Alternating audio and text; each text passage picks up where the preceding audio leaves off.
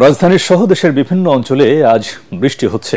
আবহাওয়ার পূর্বাভাসে জানানো হয়েছে, সাগরে সৃষ্ট লঘুচাপের প্রভাবে খুলনা, বরিশাল, পটুয়াখালী, নোয়াখালী, চট্টগ্রাম এবং কক্সবাজারের উপর দিয়ে ঘণ্টায় ৬০ থেকে ৮০ কিলোমিটার বেগে বৃষ্টি বা বৃষ্টি সহ অস্থায়ী ঝোড়ো হাওয়া বয়ে যেতে পারে।